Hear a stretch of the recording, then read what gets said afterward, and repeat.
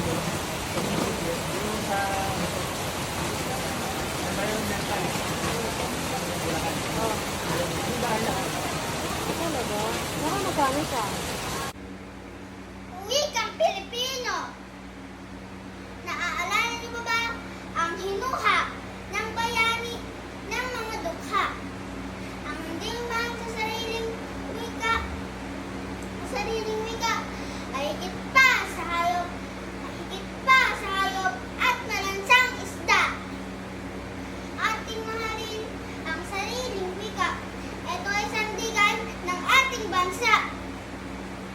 Ipagbunyi natin at iwag kahiya. Nagtatalado ng dangal at ligaya.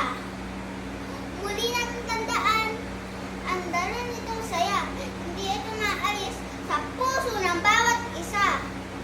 Ito'y nakatatak na at nagbibigay halaga na tayo ay Pilipino at hindi basta-basta. Wikang Pilipino. Naalala niyo pa ba ang hinuha ng bayani ng mga dukha? Ang hindi magmahal sa sariling wika ay higit pa sa hayop at malansang isda. Wikang Pilipino. Naalala niyo pa ba ang hinuha ng bayani ng mga dukha? Ang hindi magmahal sa sariling wika, ang higit pa